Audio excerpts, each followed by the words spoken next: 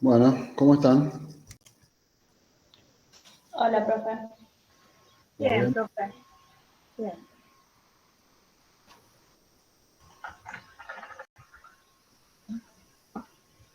¿Aprobaron el parcial? Sí.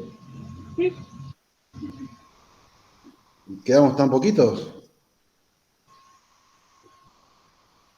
yo de acá no veo cuántos son. 11 dice que hay, contándome a mí. O sea, 10.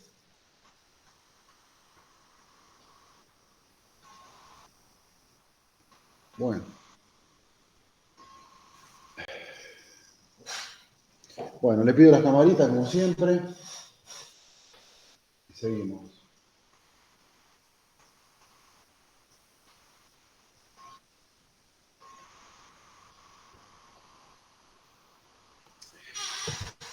Bueno, hoy vamos a tratar de redondear la bolilla 9, que es la de cuenta corriente, mutuo, depósito y comodato. Sobre todo cuenta corriente y mutuo. Y lo otro vamos a dar alguna noción. Vamos a empezar por cuenta corriente, que es la llamada ex cuenta corriente mercantil, que estaba regulada en el Código de Comercio. Para darle un paneo histórico rápido, muy rápido, una referencia, la cuenta corriente mercantil es un contrato que surge alrededor del siglo XV y por medio del cual los comerciantes, los mercaderes, digamos, que tenían relaciones comerciales entre sí y que habitaban en distintas ciudades, celebraron este contrato que les permitía liquidar todas sus operaciones recíprocas en el momento en el cual se reunían en las ferias y en los mercados. ¿Recuerdan las primeras clases cuando hablamos del tema de historia de derecho comercial? Que el derecho comercial como derecho de clase, como derecho profesional surge alrededor de las ferias y de los mercados. Bueno, este contrato tenía un fin eminentemente práctico, los fines de evitar, digamos, las transferencias, digamos, de dinero y de remesas permanentemente.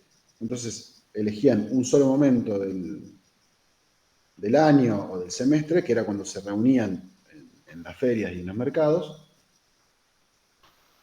y liquidaban ahí todas sus operaciones recíprocas. Este es un contrato que está regulado a partir del artículo 1430 del Código Civil y Comercial, por medio del cual dos partes, generalmente son dos empresarios, se comprometen a inscribir en una cuenta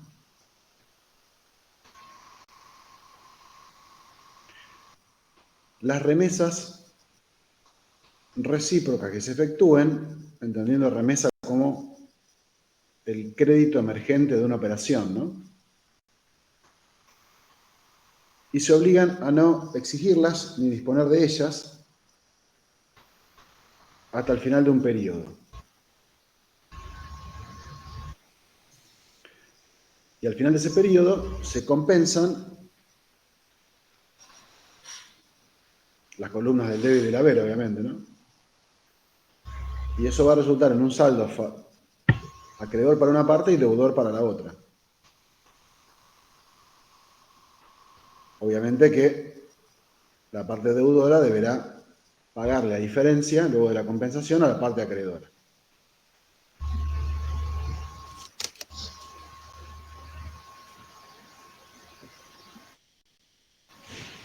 La nota distintiva de este contrato es justamente el compromiso de, por un determinado tiempo, un periodo, efectuarse remesas recíprocas.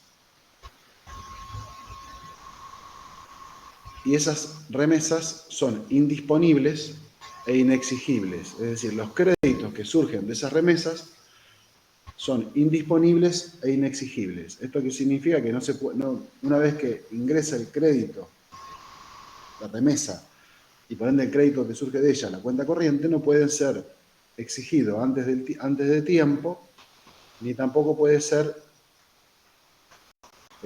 no puede ser dispuesto o no está disponible para ninguna de las partes antes de tiempo, salvo, obviamente, el acuerdo de ambos cuentacorrentistas.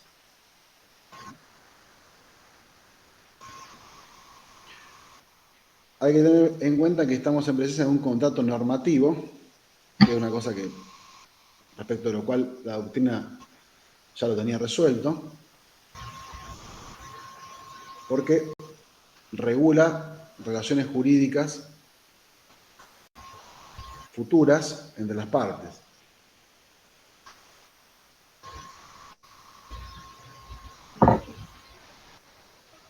Entonces, analizando un poco la definición legal, ustedes tienen que entender que es un contrato por medio del cual generalmente dos empresarios que tienen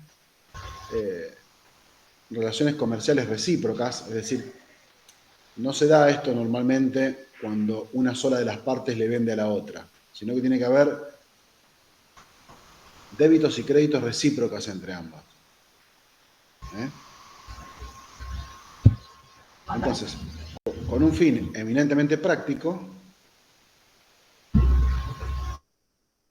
de evitar tantas transacciones, lo que hacen es inscriben las operaciones en una cuenta, que la puede llevar una o ambas partes, y durante un determinado periodo de tiempo. La compensación se hace técnicamente al final, más allá de que, como es una cuenta, la compensación es permanente, ¿verdad? Una vez que finaliza el contrato, ya sea o que finaliza un periodo, se hace una compensación que va a arrojar un resultado positivo para una parte o acreedor para una parte y negativo o deudor para la otra. Entonces, el compromiso de inscribir todas las remesas en una cuenta implica o significa o habla acerca de la unificación de las operaciones entre las partes, de todas las operaciones que surgen entre las partes, pero con un detalle, a diferencia del régimen del Código derogado, sin que exista novación de las obligaciones. Porque el Código de Comercio derogado establecía que cuando se incluía una remesa en la cuenta, un crédito, una obligación, esa obligación automáticamente, o sea, la sola inclusión en la cuenta producía efecto novatorio. ¿Qué significa efecto novatorio? La novación es una forma, es un medio de extinción de las obligaciones que consiste en la transformación de una obligación en otra.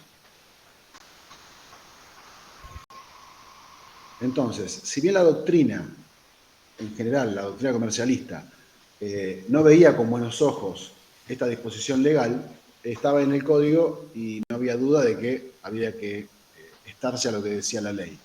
Es decir, que había efecto novatorio. Ahora, ¿en qué se transformaba? Técnicamente no se transformaba una obligación en otra obligación, sino lo que hacía era, se transformaba una obligación en un elemento del saldo eventual. El efecto novatorio se entendía como la transformación de una obligación X en simplemente un elemento del saldo eventual.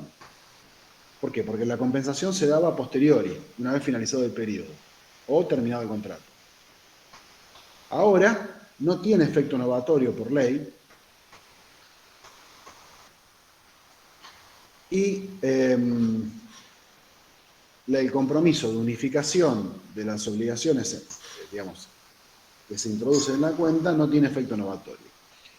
Otro rasgo distintivo es la existencia de remesas recíprocas, es decir, que las remesas tienen que jugar una doble vía, no tienen que ser unidireccionales, sino que tienen que ser recíprocas, a los efectos de poder compensar algo, ¿no?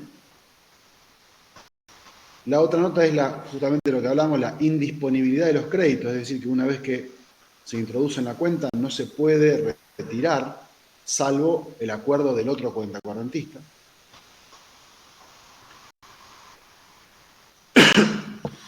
por último, la compensación legal, es decir, por imperio de la ley,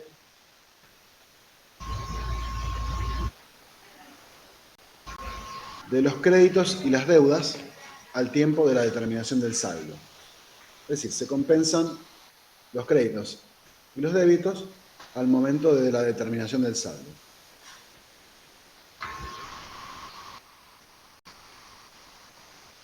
Estimada Ruiz, ¿usted podría silenciar el micrófono? ¿Está prendido?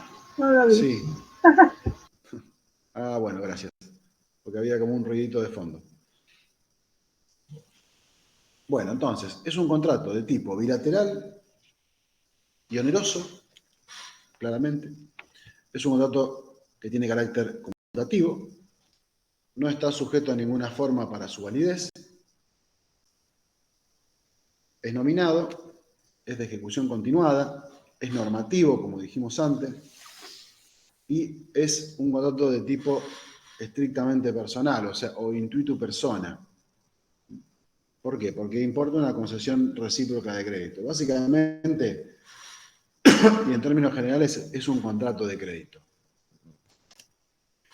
Es un contrato de crédito que, la realidad que, si bien yo no comulgo con muchas de las disposiciones y de los temas que ha reformado este Código Civil y Comercial respecto del régimen anterior, en el caso de la cuenta corriente mercantil, realmente sí ha tenido una mejor regulación, porque la realidad es que la cuenta corriente mercantil en el régimen del Código derogado prácticamente no tenía utilización, porque era muy difícil reunir los requisitos a los fines de considerarlo una cuenta corriente mercantil o comercial.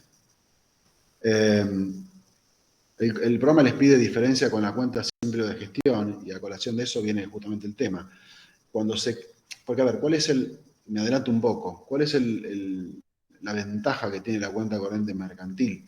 La ventaja que tiene es que el saldo, una vez que está aprobado, tiene fuerza ejecutiva, es decir, puede ser ejecutado como si fuera un cheque, en el sentido de, no como si fuera un cheque, pero me refiero a que tiene fuerza ejecutiva el saldo aprobado. ¿Esto qué significa? Que cuando uno va a tribunales no tiene que hacer un juicio largo, un juicio ordinario, sino que tiene que hacer un juicio más corto.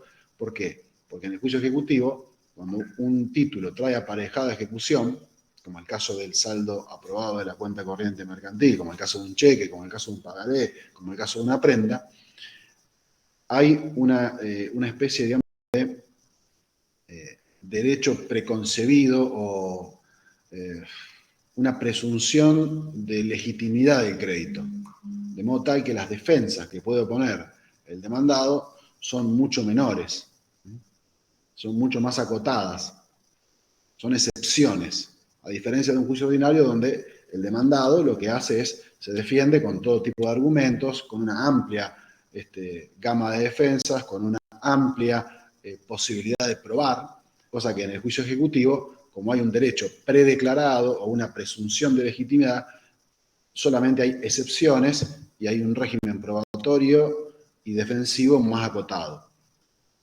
Esa es la ventaja que tiene, digamos, el saldo de la cuenta corriente mercantil. Como era tan complicado el régimen anterior y tan difícil, normalmente cuando se ejecutaba el saldo de una cuenta corriente, en la creencia de que era una cuenta corriente mercantil, la mayoría de los fallos, si estaban bien defendidos por parte del demandado, decían no, esto no es una cuenta corriente mercantil propiamente dicha, sino que es una cuenta simple o de gestión. Una cuenta simple o de gestión es simplemente un registro donde tenemos dos columnas, el debe y el haber, que no tiene virtualidad de ser ejecutado al final. Es la cuenta, digamos, del almacenero, nada más que está traspolado a la actividad de dos empresarios. Como había demasiados requisitos en el código derogado y estaban poco claros, la mayoría de las cuentas no eran cuentas verdaderas, o sea, el 99% no eran verdaderas cuentas corrientes mercantiles, sino que eran cuentas simples o de gestión. De modo tal que cuando se intentaba ejecutar el saldo, este era generalmente rechazado por parte de los tribunales. Bien, entonces, ¿cuál es la diferencia entre la cuenta corriente mercantil y la cuenta simple de gestión? La cuenta simple de gestión es simplemente un registro que hace una o ambas partes, que no tiene fuerza ejecutiva a su saldo y no tiene el carácter, digamos, ni cumple con ninguno de los requisitos exigidos en la cuenta corriente mercantil. Bien, por lo tanto, la realidad es que en la práctica, y por eso digo que en este caso es bienvenida la reforma, la cuenta corriente mercantil no existía prácticamente, propiamente dicho. Bien, en cuanto a el contenido de la cuenta corriente mercantil, o cuenta corriente a secas, como lo menciona el código, tienen que ver que todos son los créditos entre las partes resultantes de títulos valores o de relaciones contractuales posteriores al contrato, obviamente, se incluyen en la cuenta corriente y forman parte del saldo eventual. Esto significa, obviamente, salvo estipulaciones contrarias, o sea, si las partes pactan que tal o cual crédito o tales o cuales créditos no deben ingresar en la cuenta, por supuesto que las partes lo pueden pactar. Esto habla de lo que se denomina la vocación universal de la cuenta corriente o el principio de afectación general, que involucra a todas las operaciones entre las partes, que generalmente van a ser los empresarios. Ahora bien, se refiere, por supuesto, esta vocación universal de la cuenta corriente, a todas las operaciones que tengan que ver con, recuerden que estamos en el ámbito del derecho comercial, todas las operaciones que tengan que ver con operaciones comerciales de las partes, o sea, que tengan que ver con la actividad profesional comercial de las partes, no otro tipo de relaciones que no tengan que ver con su actividad. Por ejemplo, si estamos hablando de un crédito vinculado con relaciones de familia, porque a lo mejor estos empresarios eran marido y mujer y luego se divorciaron y tienen un litigio en función de compensaciones económicas en razón de la familia que formaban, esos créditos no tienen nada que ver con la cuenta corriente mercantil porque no surgen de su actividad profesional, sino que surgen de relaciones de familia. Del mismo caso, por ejemplo, si, aunque no fueran marido y mujer, se trata de dos empresarios y uno, a lo mejor, casualmente, le produce un daño al otro porque lo chocó con el auto, esa relación jurídica de base tiene que ver con una responsabilidad extracontractual que desde luego no tiene nada que ver, la indemnización que pueda llegar a surgir de ese accidente no tiene absolutamente nada que ver con la cuenta corriente mercantil, y de modo tal que los créditos y los débitos el crédito que surja para la parte dañada no va a poder ser incluido en la cuenta corriente y no va a poder ser, obviamente, objeto de compensación alguna. Bien, esto está claro, o sea, la vocación universal se circunscribe pura y específicamente a las operaciones entre las partes, que tengan que ver con su actividad comercial, no a cualquier tipo de otro tipo de relaciones jurídicas. En cuanto al tema de los plazos, si ustedes leen el artículo 1432, van a ver que el código establece una serie de plazos que obviamente son supletorios, es decir, son reglas supletorias que pueden ser modificadas libremente por la voluntad de las partes. ¿A qué se refieren puntualmente? Que en principio los periodos son trimestrales. Los periodos se refieren al periodo durante los cuales se incluyen débitos y créditos en la cuenta, se envían remesas recíprocas y luego se van a compensar al final de un periodo que, si no se pacta nada, es trimestral. En ese momento se compensa y arroja un saldo favorable para una parte y desfavorable para la otra. Otra cosa es que en principio, si no se pacta nada, el contrato no tiene un plazo determinado, es decir, es un contrato de plazo indeterminado y por tanto cualquiera de las partes puede ponerle fin mediante el envío de un preaviso por un plazo no menor a 10 días, por un medio fehaciente, en cuyo caso, al cumplimiento de ese plazo, se produce el cierre de la cuenta, la compensación, y se puede exigir el saldo. Otra regla también supletoria tiene que ver con que si el plazo tiene un plazo, si el contrato tiene un plazo determinado, este se renueva por tácita reconducción, es decir, si las partes nada dicen, el contrato continúa en las mismas condiciones, salvo que alguna de las partes avise a la otra su intención de no continuarlo en un plazo también de 10 días de antelación a la finalización. Y en cualquier caso, tengan presente que si el contrato continúa o se renueva luego de un cierre, o sea, luego de la finalización de un periodo, y el contrato continúa o se renueva por tácita reconducción, el saldo de esa renovación es considerado la primer remesa del periodo siguiente. Obviamente que va a ser una remesa que va a ser favorable para uno de los cuentacorrentistas y deudora para la otra. Bien. Es decir, que la ley en principio, salvo pacto en contrario, intenta que el contrato tenga una dinámica permanente, es decir, que el contrato continúe y no se corte o no exija, digamos, una exteriorización de voluntad a los fines de la continuación del contrato. Por eso el tema de la tácita de reconducción y por eso el tema de que en principio es de plazo indeterminado. En cuanto al tema de los intereses, reitero, salvo pacto en contrario, son todas cuestiones, digamos, supletorias, disponibles para los particulares.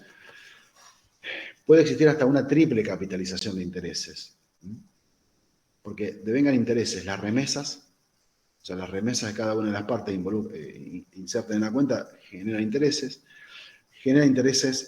el saldo, ya sea parcial o definitivo, también genera intereses, de modo tal que puede haber intereses respecto de cada remesa, respecto de cada saldo parcial y respecto de cada saldo final, de modo tal que en un contrato de duración más o menos extensa podemos llegar a capitalizar 3 veces intereses. Por supuesto que esto siempre va a estar sujeto al escrutinio judicial en última instancia, ¿verdad? Bueno, y otra cuestión tiene que ver con que las partes pueden pactar la capitalización de intereses por plazos inferiores a un periodo. Ustedes recordarán, bueno, no recordarán porque todavía no vimos mutuo, pero en el caso del anatocismo, el artículo 770 del Código Civil y Comercial establece que en principio no se deben intereses de los intereses, salvo que las partes lo pacten. Por ejemplo, uno de los supuestos es que las partes lo pacten, pero esa capitalización no puede ser por periodos inferiores a 6 meses. Es decir, no puedo pactar el anatocismo, que son los intereses sobre intereses, por periodos inferiores a 6 meses. Fíjense que tanto en la cuenta corriente mercantil, como después vamos a ver en la cuenta corriente bancaria, en la cuenta corriente bancaria se pueden pactar, si no se dice nada, cada 3 meses la capitalización. Y en la cuenta corriente mercantil, fíjense que se pueden pactar por plazos inferiores a un periodo. Y los periodos, si no se dice nada, son de 3 meses. Pero inclusive las partes podrían pactar que los periodos fueran mensuales. De modo tal que si podemos pactar capitalización de intereses por plazos inferiores al de un periodo, podemos inclusive hacer capitalizaciones de intereses por plazos inferiores a un mes. O sea, básicamente se puede hacer lo que las partes dispongan. Reitero, obviamente que después, si esto termina en tribunales y la capitalización es abusiva, por supuesto que los jueces tienen facultades para recortar este tipo, digamos, de intereses sobre intereses sobre intereses. Bien. Y otra cuestión que también trae el código es que todo lo que tenga que ver con comisiones y gastos ingresan a la cuenta en concepto de remesas, que era algo que no estaba muy claro en la anterior regulación. Los intereses a los que se refiere este artículo son los intereses compensatorios, ¿verdad? Que son aquellos que se deben por el uso del capital ajeno. Los moratorios se van a deber en caso de mora en el pago, pero se van a deber en caso de mora en el pago del saldo una vez aprobado.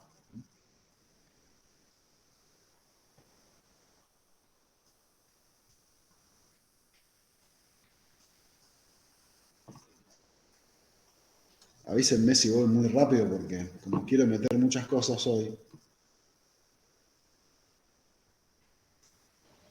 Está bien así, profe.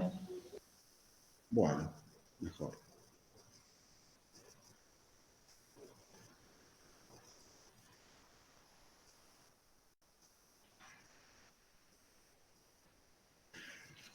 Bueno, el tema de las garantías a los créditos incorporados. Si ustedes ven el artículo 1434, van a ver que las garantías a los créditos incorporados, las garantías que acceden a créditos que se incorporan como remesas a la cuenta corriente, se trasladan al saldo eventual, pero en tanto y en cuanto el garante haya prestado su conformidad o su aceptación. ¿Qué pasaba? Porque, a ver, esto también estaba en el régimen derogado. Pero en el régimen derogado,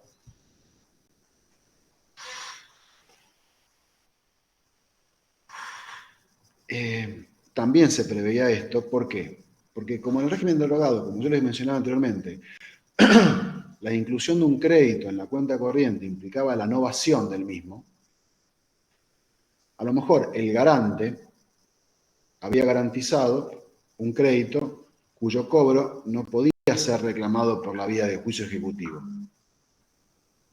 ¿Se entiende? ¿Qué pasaba? Al ingresar en la cuenta corriente ese crédito, garantizado por este garante, y al tener la cuenta corriente mercantil la posibilidad del cobro por la vía ejecutiva, se le perjudicaban los derechos a ese garante, por lo tanto se exigía su conformidad.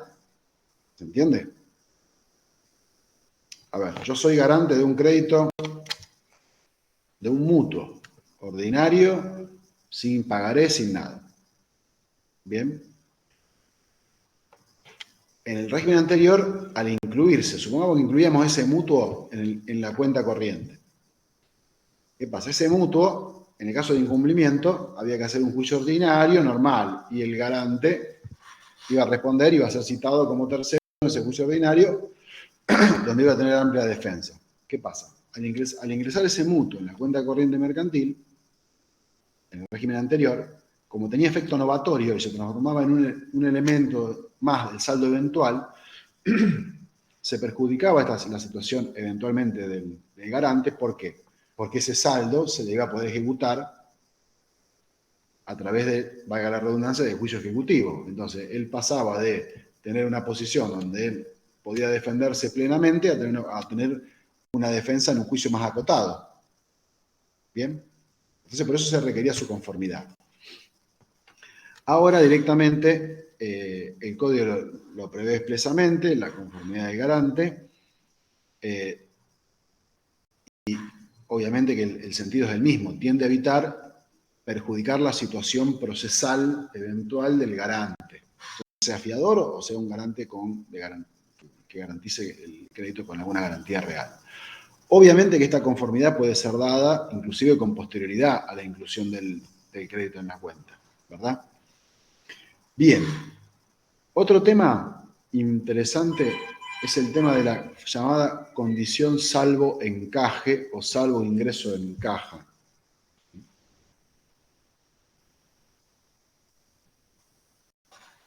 Que es un tema que siempre daba problemas, siempre daba problemas en los exámenes.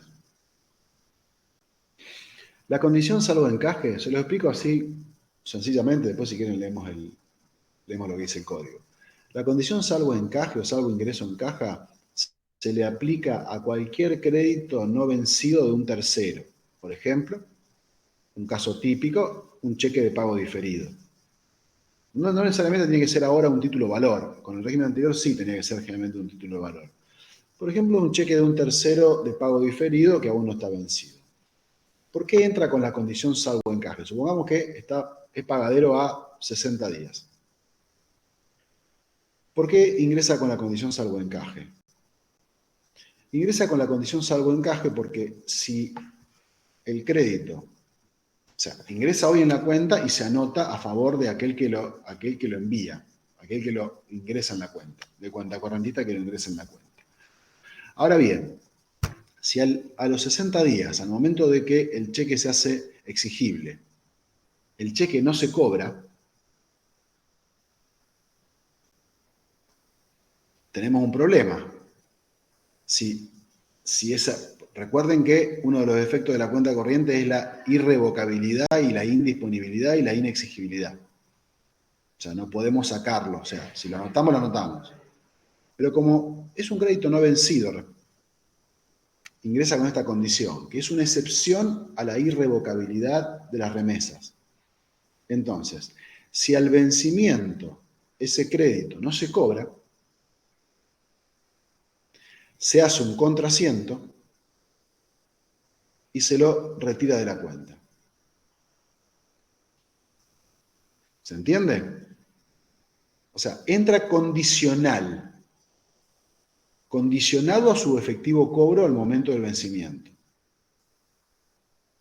Eso es lo que significa la condición salvo encaje. Esto es un tema bien contable que ustedes lo tienen que entender, pero así. Esto cuando se lo explico a los que quieren ser abogados, por ahí me miran con cara como diciendo, no sé, qué sé yo lo que una cuenta, pero ustedes esto lo tienen de taquito. Entonces, ¿qué puede hacer inclusive aquel que recibe ese valor? Supongamos que es un cheque, el ejemplo más simple, ¿no? Igualmente puede ser cualquier tipo de crédito, pero cosa que eso cambió también. Antes únicamente valores negociables y ahora cualquier tipo de crédito. ¿Qué puede hacer aquel que recibe ese cheque, ¿no es cierto? Puede, en el caso de que no se pague al vencimiento, que el tercero no se pague, porque el cheque no tiene fondo, por ejemplo. O bien puede hacer un contrasiento, asiento en rojo, llamémosle como quieran, y devolver el cheque a la otra parte, o bien puede, inclusive, ejercer las acciones de cobro e intentar cobrarlo. Lo que no puede hacer es perjudicar el crédito. E inclusive podría ejercer las acciones de cobro, fracasar en las acciones de cobro y luego de fracasar en las acciones de cobro, hacer el contrasiento y devolverlo, salvo que haya perjudicado el derecho. ¿Cómo perjudica el derecho? Y, por ejemplo, si lo dejó prescribir. ¿Se entiende? Por ejemplo. ¿Por qué? Porque la otra parte también tiene que tener la posibilidad de, en todo caso, ya que le hicieron el contrasiento, tiene que tener la posibilidad de intentar cobrarlo por su cuenta, la parte que lo había ingresado de manera original. ¿Me siguen?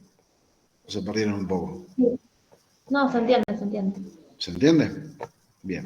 Recapitulo. O sea, es una excepción al principio de irrevocabilidad de las remesas, ¿verdad?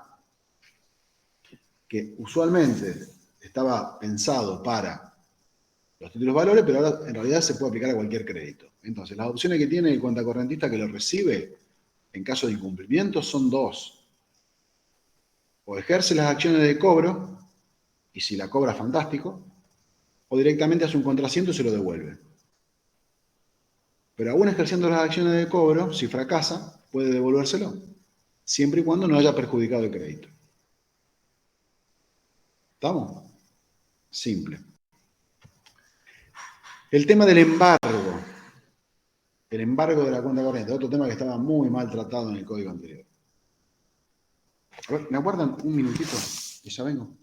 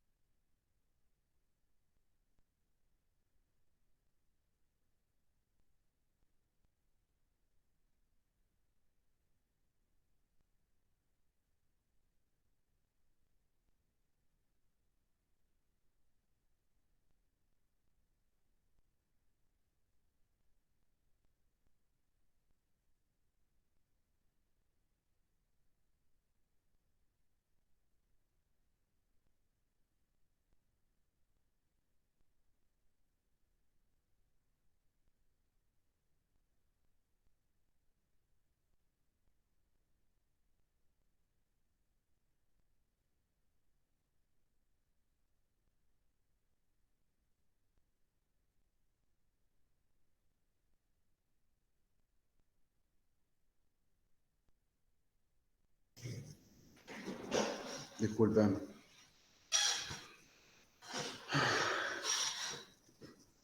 Tenía que tomar agua porque me duele mucho la garganta. Bueno, el tema del embargo de la cuenta corriente. ¿Cómo funciona el embargo en la cuenta corriente mercantil?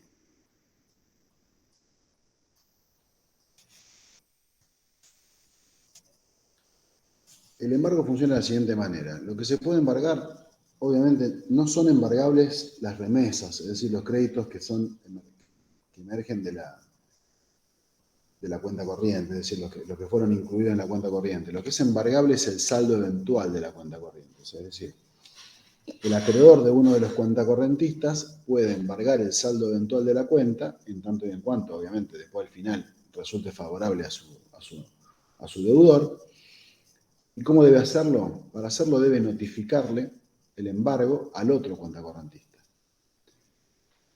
A los fines, desde ese momento, a ver, vamos a hacer un ejemplo. Cuentacorrentista A es mi deudor. Yo tengo que notificar el embargo al cuentacorrentista B.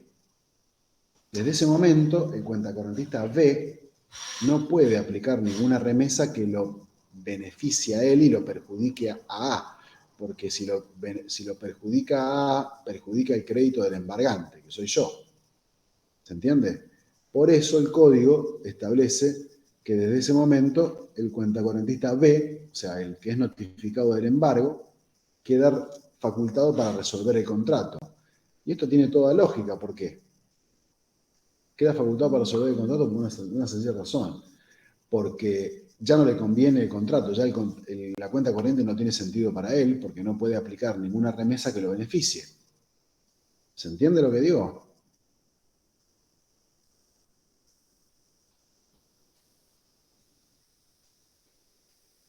¿Voy de vuelta? Sí, profe.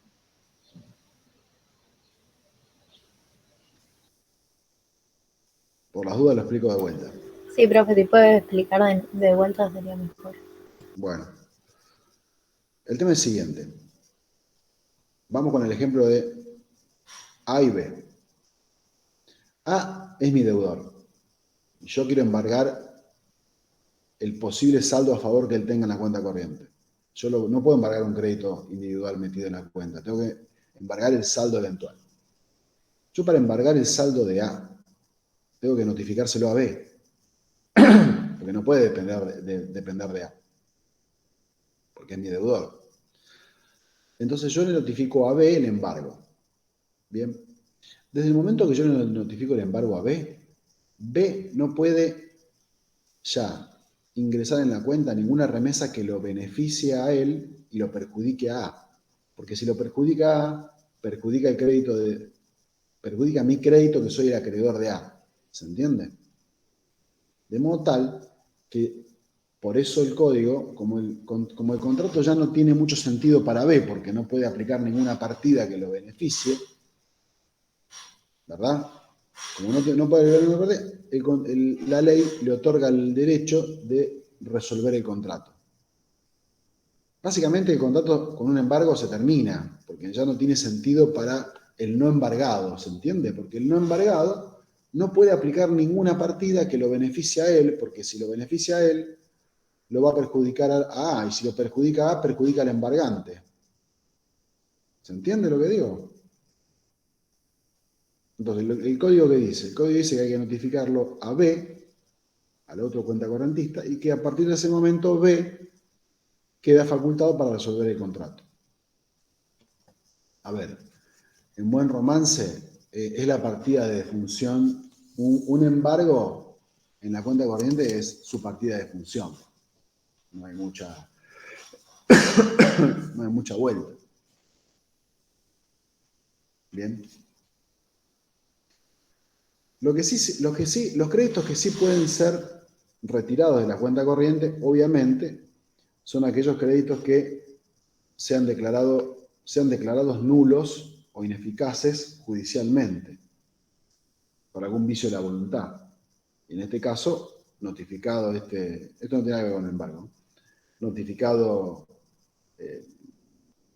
la resolución judicial, se debe hacer un contrasiento y se los debe retirar de la cuenta.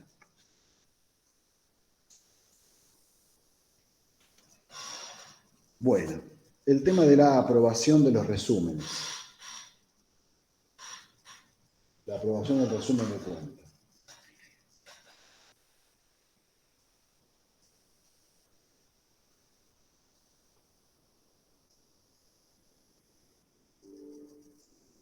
¿Cómo se produce?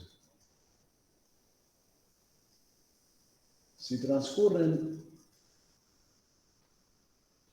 10 días desde la recepción de la cuenta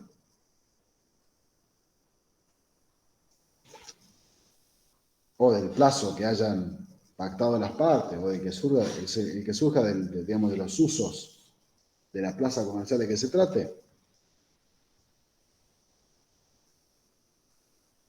se presumen que la cuenta ha sido aceptada. En caso de que haya algún tipo de observación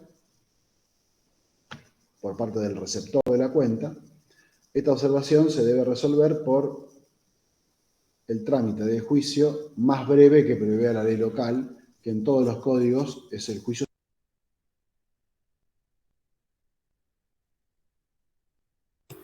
Profe, se le apagó el micrófono.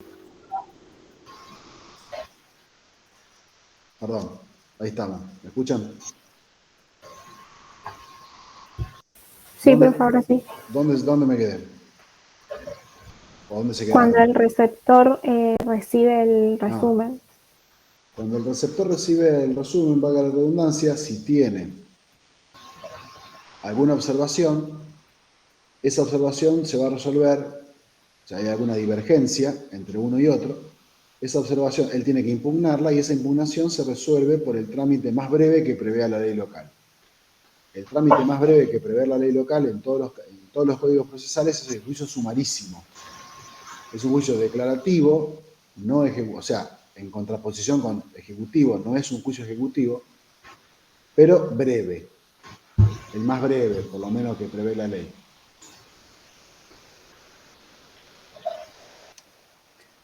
De todas maneras,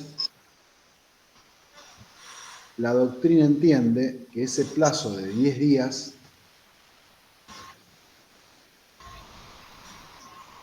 que una vez transcurrido sin que haya observaciones, es un plazo que genera una presunción iuris tantum, es decir, que admite prueba en contrario, de modo tal que conforme lo que dice la doctrina, como el código no dice genera una presunción que no admite prueba en contrario o iure de iure, en ese caso la doctrina dice que se va a poder hacer igual, luego de pasados los 10 días, una observación y que se va a poder hacer un juicio sumarísimo, con la diferencia que uno va a arrancar ya con una presunción en contra, de modo tal que va a tener que ir a probar, va a tener que ir a destruir esa presunción al juicio sumarísimo. ¿Por qué dice esto la doctrina? Porque dice que si el código hubiera dicho otra cosa, hubiera establecido una presunción iure et de iure, hubiera dicho sin admitir prueba en contrario. Entonces, recapitulando, técnicamente si pasan 10 días se presume aceptada la cuenta. Si dentro de los 10 días se hacen observaciones, se resuelve por la vía de juicio sumarísimo. Pero, como la presunción es una presunción iuris tantum, es decir, que admite prueba en contrario, la doctrina entiende que, aún pasados los 10 días, si se hacen observaciones, se podría resolver por la vía de juicio sumarísimo, pero obviamente ya iría en desventaja porque tendría que destruir la presunción legal.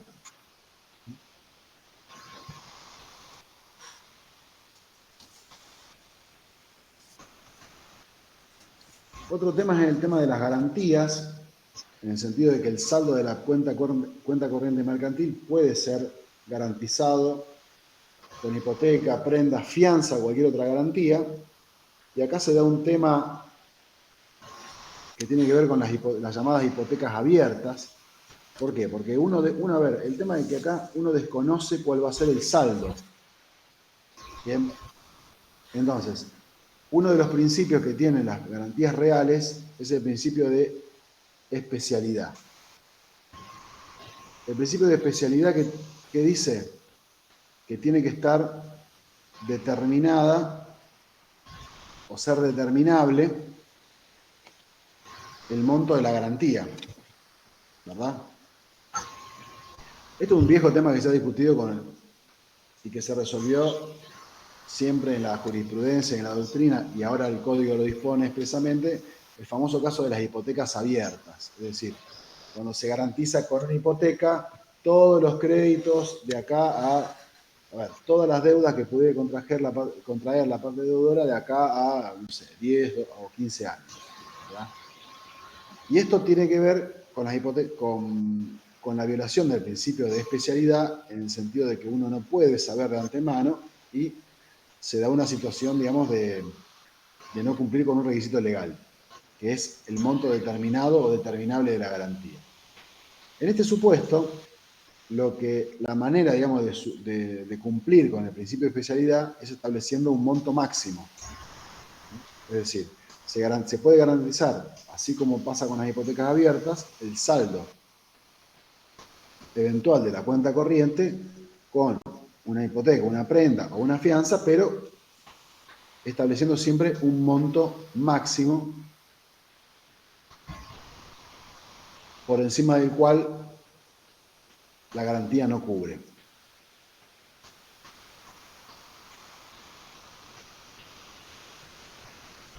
Y por otro lado, nada obstaculiza a que el saldo sea garantizado antes o después de la determinación del saldo, de su determinación, digamos, de que se determine el saldo.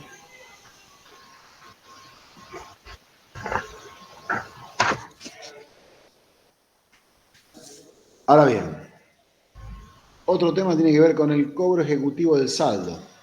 Este no es un tema por ahí que a ustedes les atañe especialmente, pero bueno, está en la ley y lo tenemos que dar. Que era la principal diferencia con la cuenta simple de gestión, la posibilidad de cobrar el saldo por la vía ejecutiva. Hay dos maneras de ejecutar el saldo resultante de la cuenta corriente mercantil.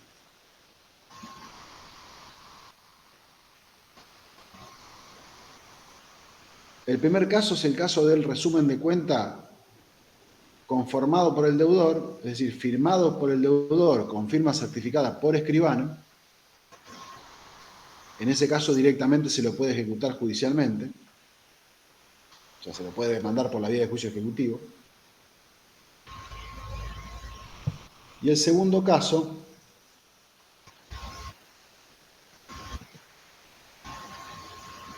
o mejor dicho, el caso 2A, el caso 1A, perdón, 1B, perdón, es el caso de que tengamos el resumen de cuentas firmado por el deudor, pero la firma no esté certificada por escribano. En ese caso tenemos que preparar la vía ejecutiva, para lo cual tenemos que hacer un pequeño trámite judicial en el cual se convoca al presunto deudor a una audiencia en tribunales a los fines de que reconozca la firma. Y ahí pueden pasar tres cosas: que comparezca y reconozca la firma, en cuyo caso queda expedita la vía ejecutiva.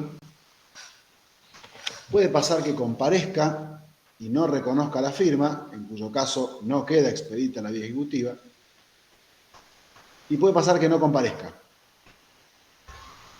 Cuando no comparece, se da lo que se llama la confesión ficta. Y queda expedita la vía ejecutiva. Es decir, se lo puede ejecutar. Es como una sanción por no haber comparecido a una audiencia llamada por un juez.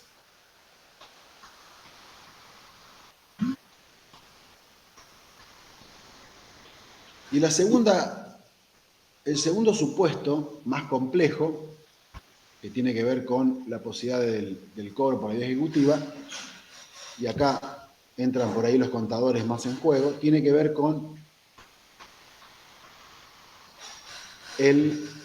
la posibilidad de crear un título ejecutivo complejo que lleva varias partes. La primera parte tiene que ver con que el resumen de cuenta, el saldo de ese resumen de cuenta sea certificado por un contador público, o sea, por uno de ustedes.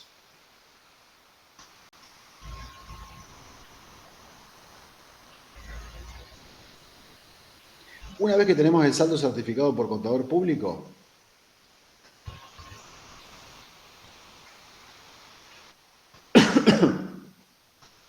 se lo tenemos que notificar, o sea, mejor dicho, tenemos que contratar a un escribano para que le notifique el saldo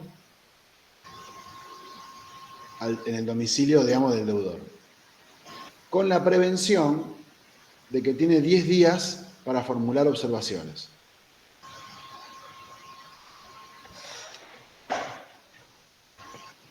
Si formula observaciones, obviamente vamos a tener que ir a al juicio sumarísimo. Ahora bien, si no formula observaciones en el plazo de 10 días, una vez que fue notificado de ese saldo, una vez que fue notificado por escribano de ese saldo certificado por contador público, ahí se arma el título ejecutivo complejo que consta de el saldo certificado por el contador público, la notificación hecha por el escribano y una constancia notarial del escribano que acredite que durante esos 10 días no recibió observaciones ese resumen. Entonces juntamos todo eso y lo ejecutamos en tribunales.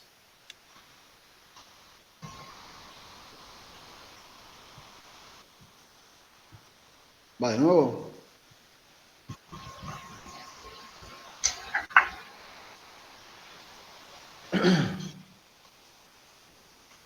¿Podría Arranco repetir el último punto?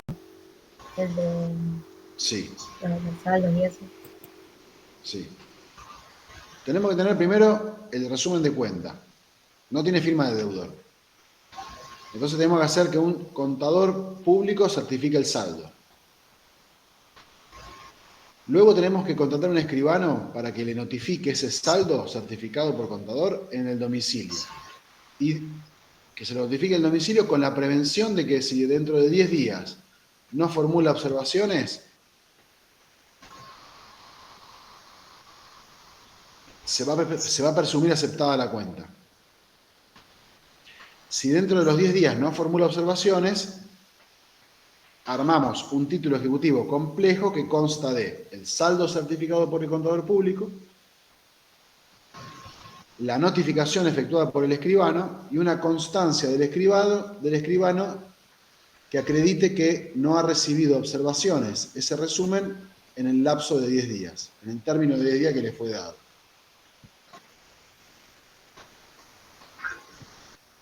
¿Se entiende?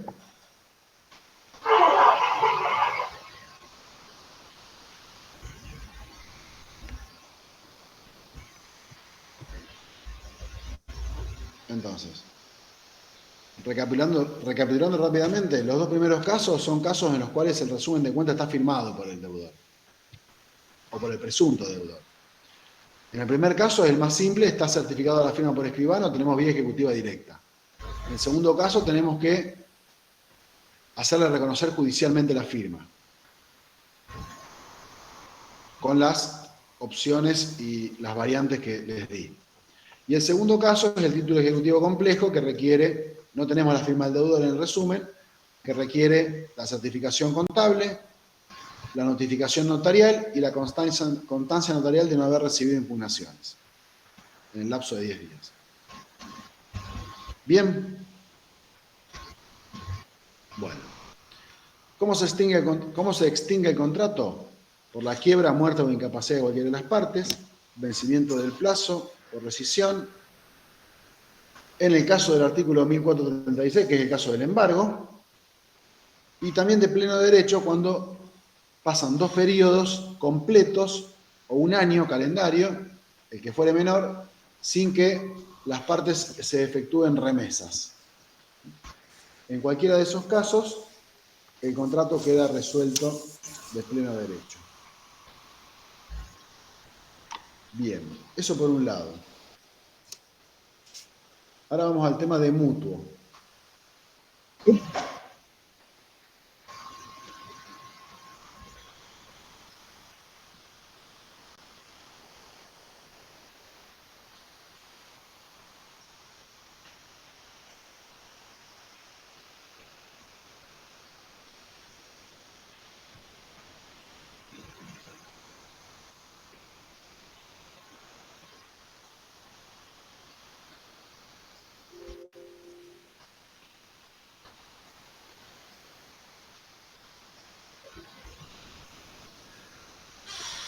Uy, está viendo que renunció la jueza Hayton de Nolasco a la corte. Qué lío se va armando.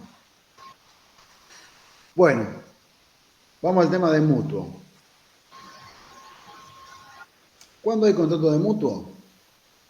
Está a partir del artículo 1525 del Código. Cuando el mutuante que presta se compromete a entregar al mutuario en propiedad una determinada cantidad de cosas fungibles y éste se obliga a devolver igual cantidad de cosas de la misma calidad y especie.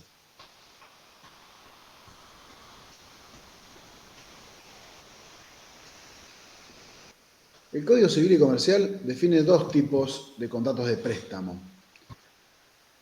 Uno es el de uso, que tiene por objeto cosas fungibles y por tanto se obliga digamos, el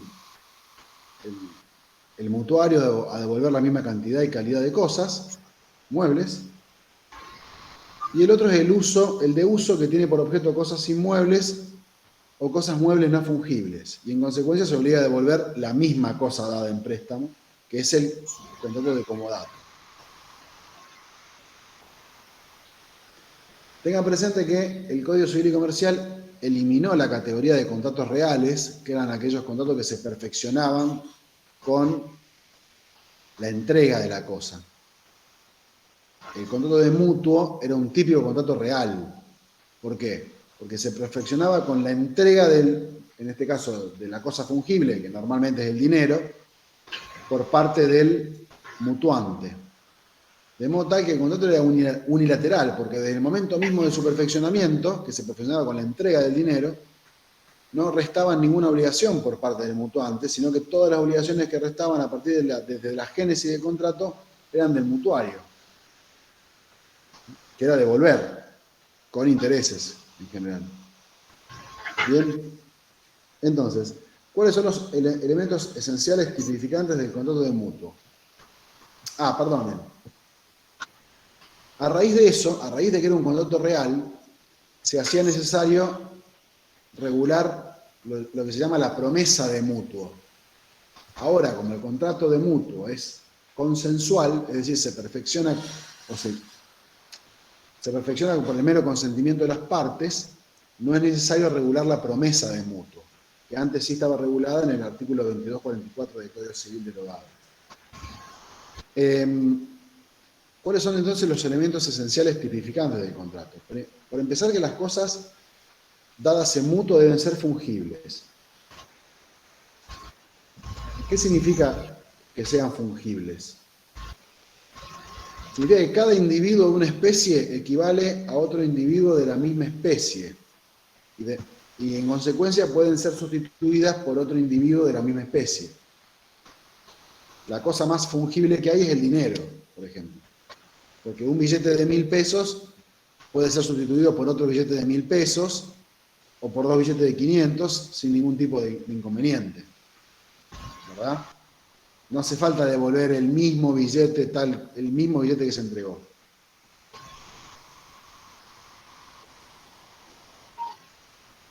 Otro elemento tipificante del contrato de mutuo es que la cosa debe ser dada en propiedad. ¿Esto qué implica? Implica una autorización al mutuario para consumir la cosa, porque como se la da en propiedad, desde el momento en que se la entrega, es de propiedad del mutuario. quien asume una obligación de devolución.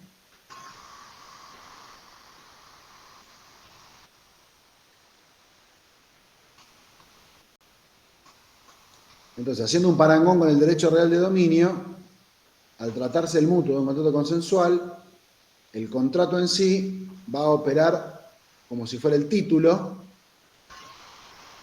y la entrega del dinero o de las cosas fungibles va a operar como el modo. O sea, la tradición.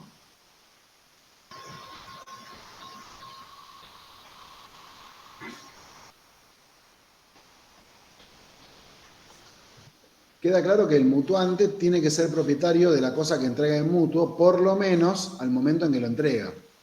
No es necesario que sea propietario al momento, digamos, en que se firma el contrato, en que se perfecciona, pero sí al momento en que hace entrega del dinero. ¿Cuál es la consecuencia legal de que la entrega sea en propiedad y que por tanto el mutuario apenas recibe la cosa se transforme en propietario de las cosas dadas en mutuo? La consecuencia legal lógica es la regla res perit domino, es decir, la cosa crece y perece para su dueño. A partir del momento en que recibe la cosa dada en mutuo, corre con todos los riesgos de la misma.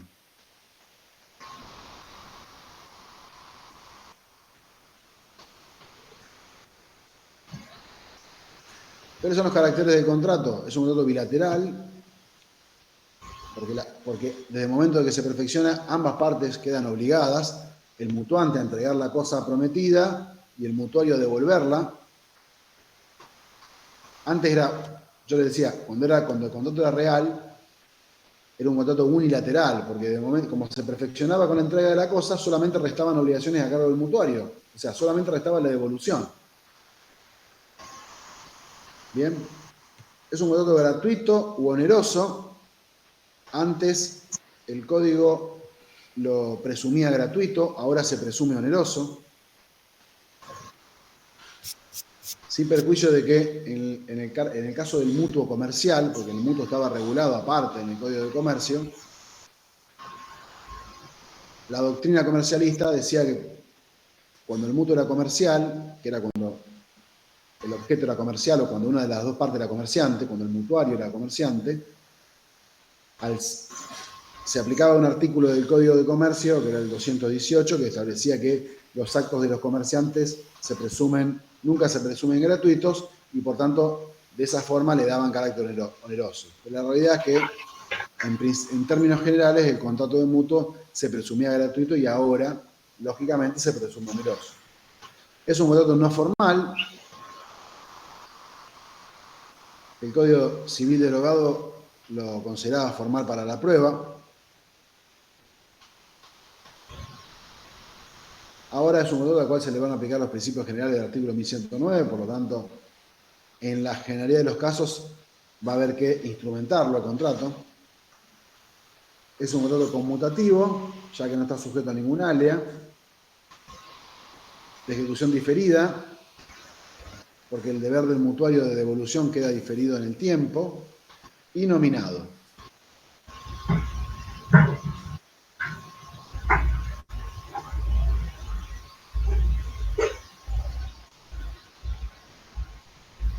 Si ustedes leen el artículo 1526, van a ver que hay un supuesto de lo que se denomina tutela preventiva,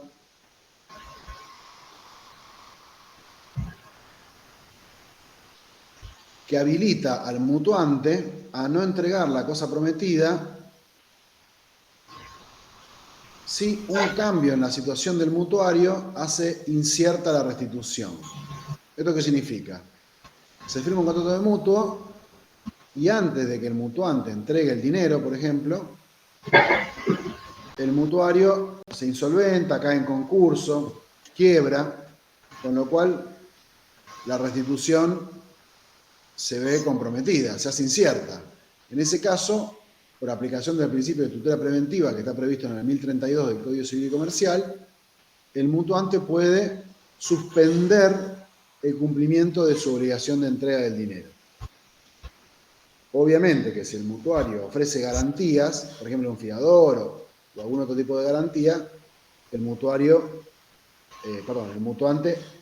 se va a ver compelido a entregar la cosa, ¿verdad?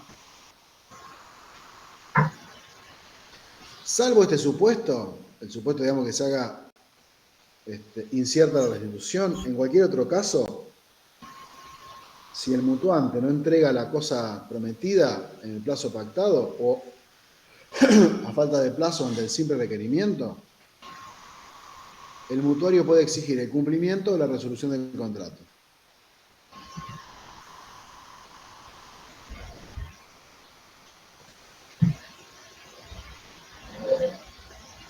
Si no hay un pacto comisario expreso, vamos a tener que cumplir con los requisitos del artículo 1086.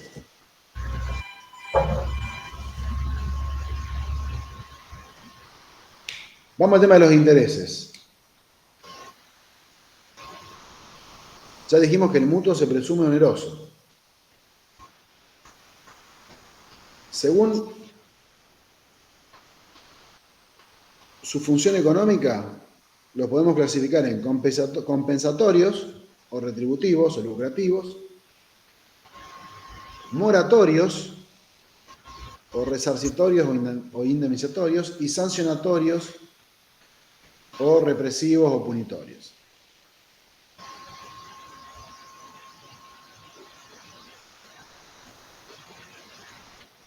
Y según la fuente, o según su fuente, pueden ser convencionales, cuando lo pactan las partes, legales o judiciales. Legales cuando lo establece la ley y judicial cuando lo establece un juez.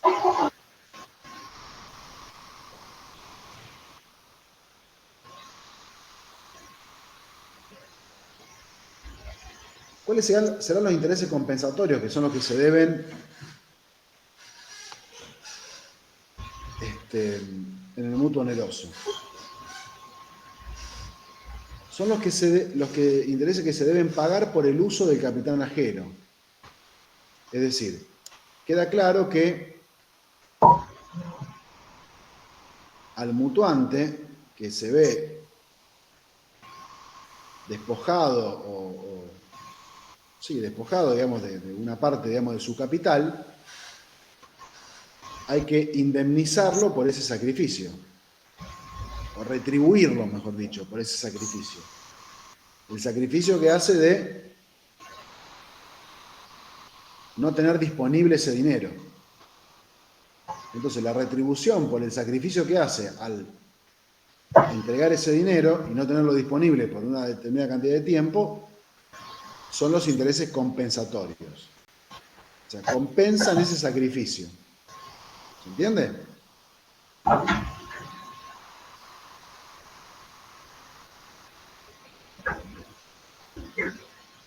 Luego tenemos los moratorios, que son los que se devengan en concepto de indemnización por el retardo en el cumplimiento de la obligación. Obligación de devolución, ¿verdad?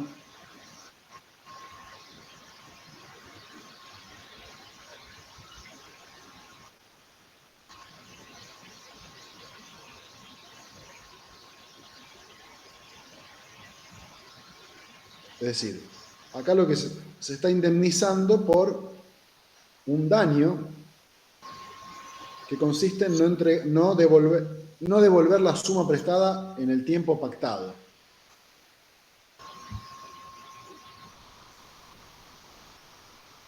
Y por supuesto que se suman a los intereses compensatorios. Luego tenemos los intereses llamados punitorios. Que acá, bueno, el código establece que los intereses punitorios siempre son convencionales, es decir, que siempre deben ser pactados por las partes, y se rigen por las disposiciones de la cláusula penal. Es decir, que tienen un carácter sancionatorio o de multa. Pero cuando uno va, y acá, a ver, acá a mí no me gusta cómo está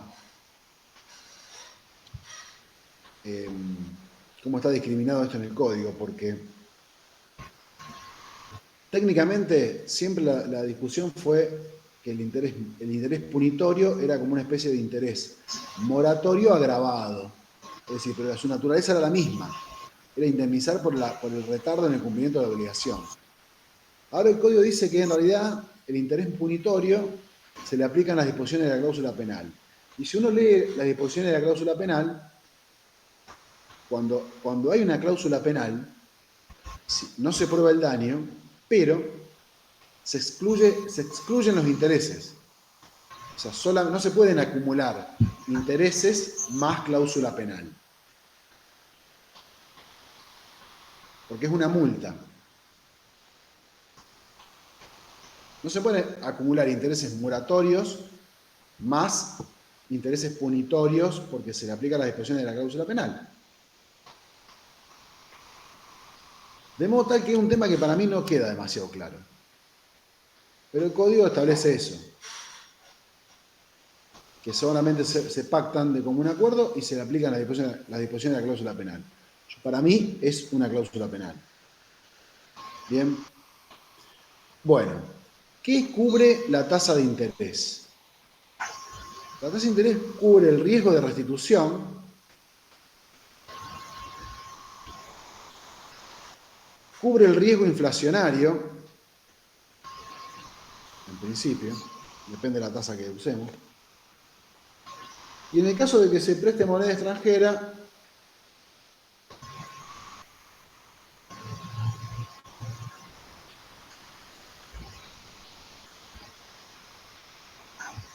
cubre el riesgo cambiario también. En el caso de que se preste moneda extranjera y se pueda devolver en moneda de curso legal, nacional, ¿no? En moneda nacional.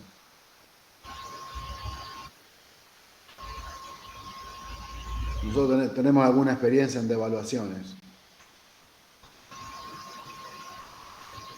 Como país me refiero, ¿no? Y los intereses siempre se deben pagar en dinero.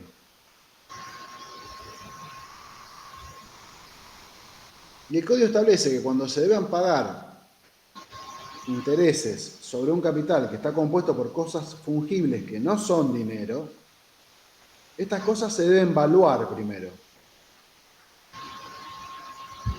Y la pauta que hay que tener en cuenta es el valor que las cosas prestadas tenían en el lugar donde deben pagarse los intereses y al momento en que comenzó el periodo a que estos corresponden.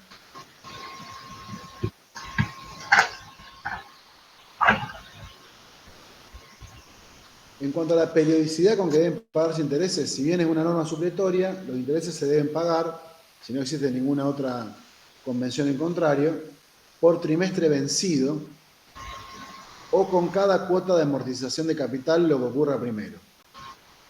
Cuota de amortización de capital significa cuando se paga capital. Los intereses pagados voluntariamente no son repetibles, porque entra dentro de la categoría de deberes morales o de conciencia. Y finalmente, la ley presume iuris tantum, es decir, admitiendo prueba en contrario, que el recibo, digamos, por intereses de un periodo, sin condición de reserva, hace presumir el pago de los anteriores.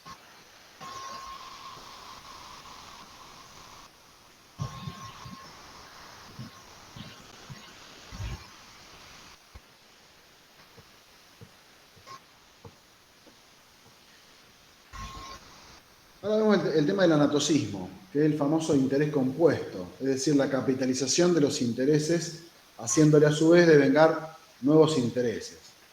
En este campo se aplica el artículo 770 del Código Civil y Comercial, que repite lo que estableciera el anterior artículo 623 del Código, más o menos, en el sentido de que no se deben intereses de los intereses, es decir, no se pueden acumular intereses al capital, haciéndole devengar nuevos intereses, salvo algunos supuestos.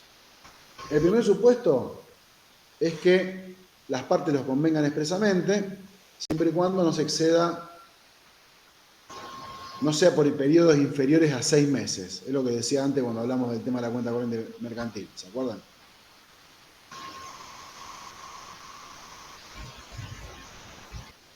El segundo supuesto es cuando la obligación se demande judicialmente y en este caso opera desde la notificación de la demanda.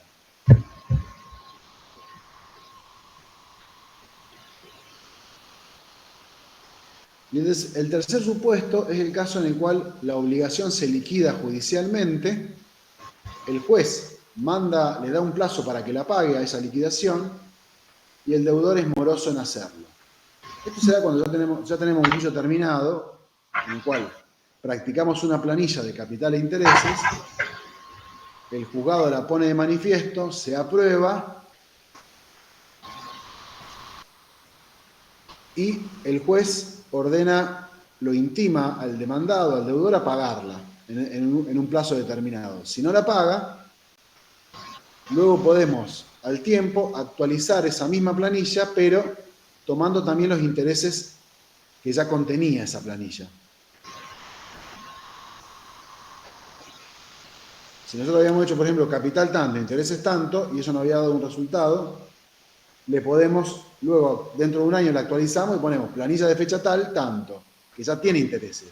Intereses sobre ese total, a la fecha tanto. Entonces ahí es una forma de capitalizar intereses.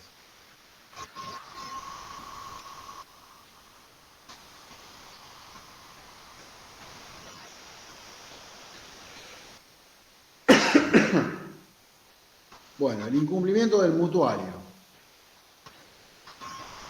Artículo 1529 del Código.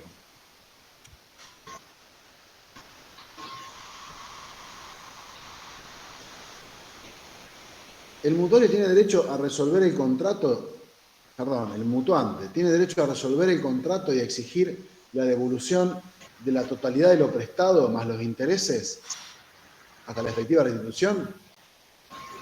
En caso de falta de pago de intereses o de cualquier cuota de amortización de capital.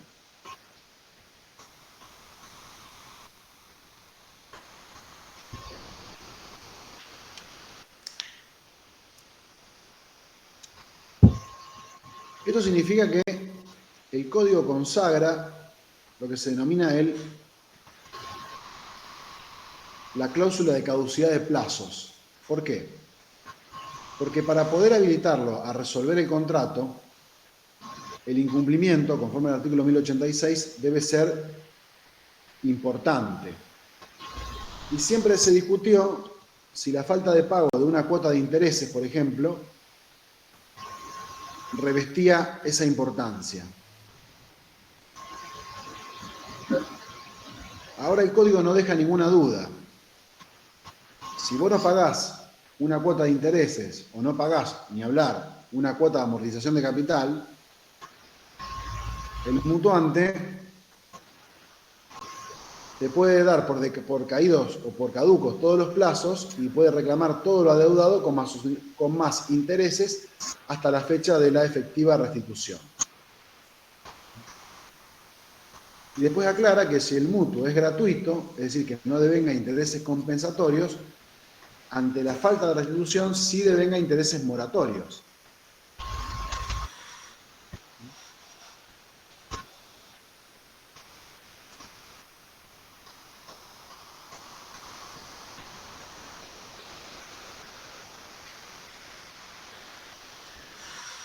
Finalmente, hay un artículo en 1531 que establece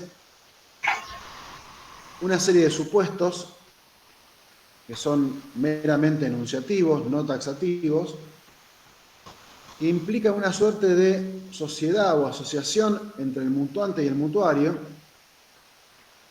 sin perjuicio de lo cual la ley se encarga de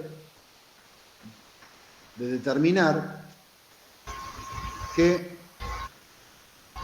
aún en estos casos se considera un contrato de mutuo y se le aplican las disposiciones referidas al contrato de mutuo. Por ejemplo, cuando el mutuo tenga cláusulas que establezcan que, dice el inciso A, la tasa de interés consiste en una parte o un porcentaje de las utilidades de un negocio o actividad o se calcula a una tasa variable de acuerdo con ellos. O el inciso B, que dice que el mutuante tenga derecho a percibir intereses o a recuperar su capital solo de las utilidades o ingresos resultantes de un negocio o actividad. O el inciso C, que dice que el mutuario debe dar a los fondos un destino determinado. Como ustedes pueden ver, en cualquiera de estos tres casos, que reitero, son meramente enunciativos, hay una suerte de sociedad o asociación entre el mutuante y el mutuario que podrían, a simple vista, podrían ser consideradas abusivas o contrarias a la naturaleza del contrato. Lo que la ley se encarga de determinar y de disponer es que, de ninguna manera, la inserción de alguna de estas cláusulas implica desnaturalización del contrato y que, por tanto, se le van a aplicar de cualquier manera las reglas del mutuo. ¿Estamos? Bueno.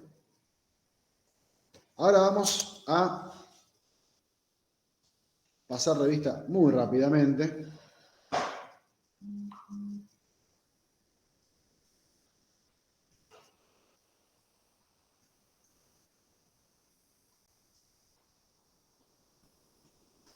Al contrato de depósito. Artículo 1356 en adelante.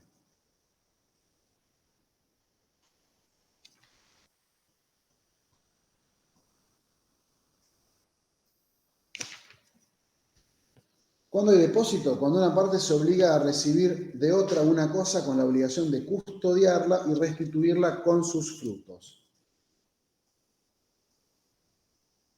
O sea,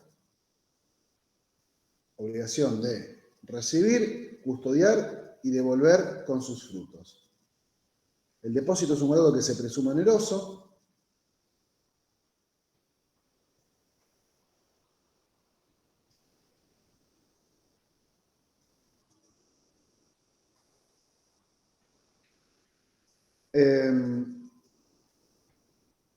Al ser oneroso debe pagar una remuneración al depositario, al depositario, perdón.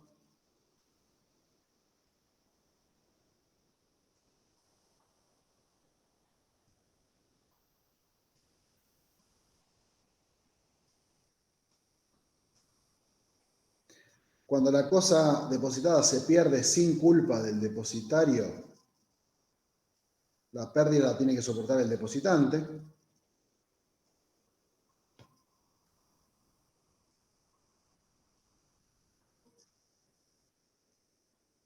Luego tenemos que distinguir entre lo que es el depósito irregular y el depósito necesario. El depósito irregular se configura cuando las cosas depositadas son de carácter fungible, siempre que no se encuentren en sacos cerrados, dice la ley.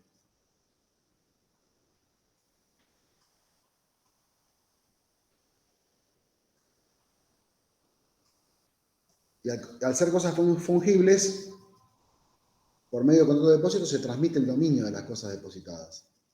Y el depositario debe restituir la misma cantidad y calidad de cosas.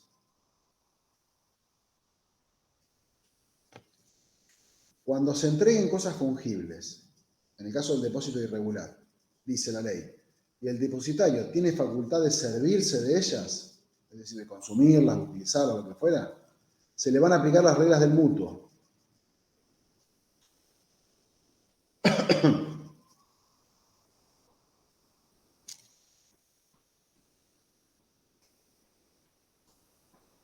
¿Cuándo el depósito es necesario? Es cuando el depositante no puede elegir la persona del depositario porque un acontecimiento extraordinario lo somete a una necesidad imperiosa. Y también el depósito necesario es aquel que se aplica a los efectos introducidos en los hoteles por parte de los viajeros.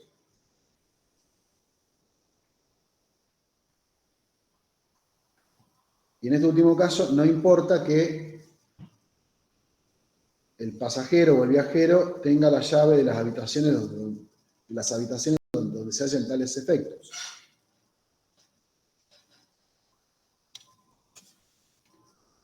Como consecuencia de esto, el hotelero responde al viajero por los daños y perjuicios sufridos en los efectos introducidos en el hotel y también el vehículo guardado en el estacionamiento.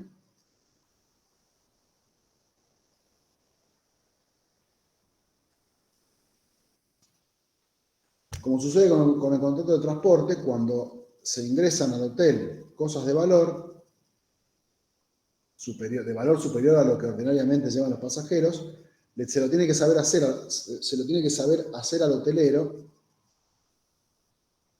y ser guardados en cajas de seguridad que deben estar a disposición del viajero. Y por supuesto que la responsabilidad del hotelero se va a limitar al valor declarado en los efectos depositados. ¿En qué caso puede el hotelero negarse a recibir estos efectos? Cuando los efectos, las cosas que desean introducir los viajeros, los pasajeros, sean excesivamente valiosas con relación a la importancia del establecimiento, o cuando su guarda cause molestias extraordinarias, qué sé yo.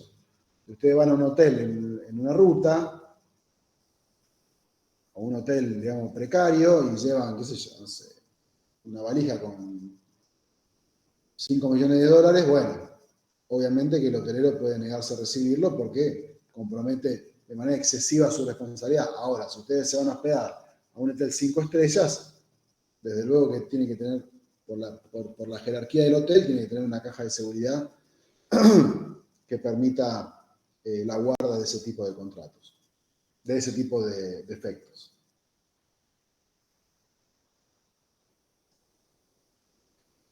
Y toda cláusula que limite, salvo los casos que mencionamos, la responsabilidad del hotelero se tiene por no escrita.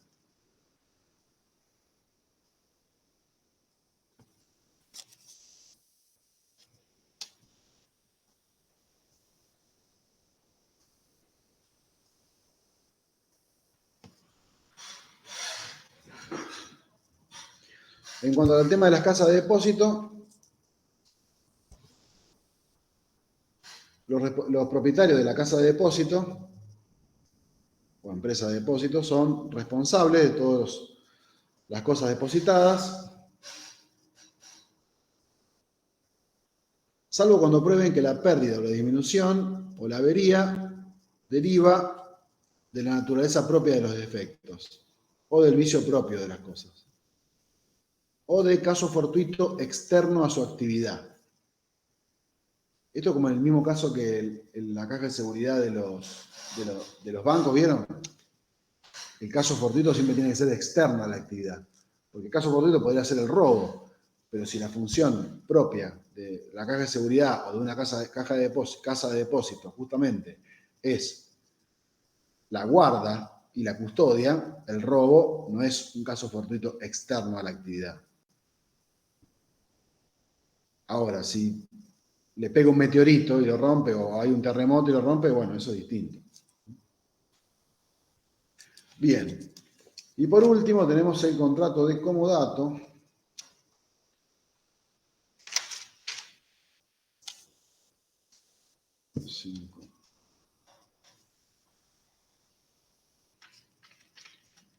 Simplón.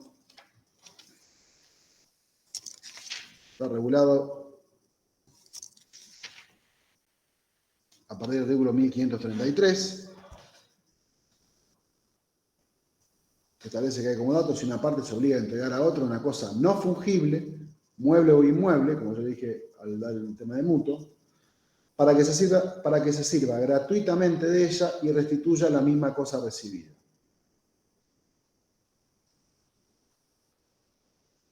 ¿Puede haber comodato de cosas fungibles? Puede haber. Pero en este caso es como si fuera no fungible. ¿Por qué? Porque el comodatario tiene que entregar exactamente las mismas cosas fungibles que le fueron dadas. Es decir, no tiene autorización para consumirlas ni para servirse de ellas.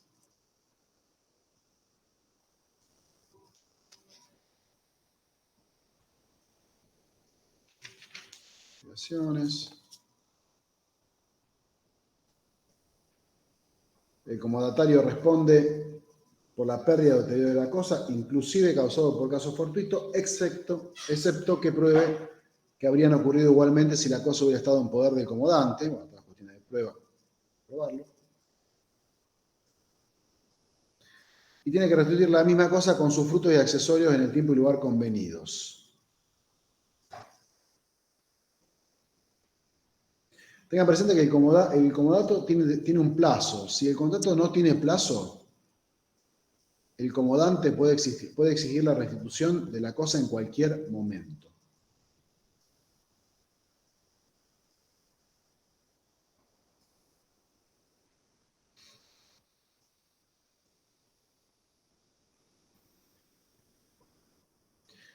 Y el comodatario, como es gratuito el comodato, no puede solicitar el reembolso de los gastos ordinarios realizados para servirse de la cosa y tampoco puede retenerla por lo que le deba el comodante, aunque sea en razón de gastos extraordinarios de conservación. Es decir, se tiene que hacer cargo de todo.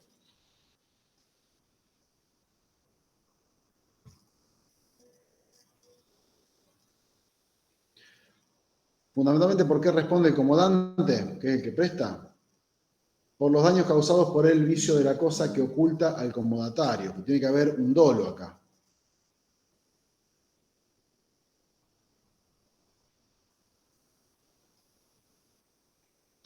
Y también tiene que reembolsarle los gastos de conservación extraordinarios que el comodatario hace, si si el comodatario los notifica previamente o si son urgentes.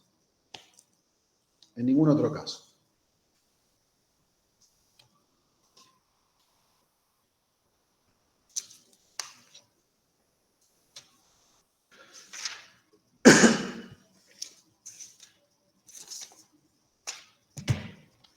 Bueno, y con eso terminamos la bolilla.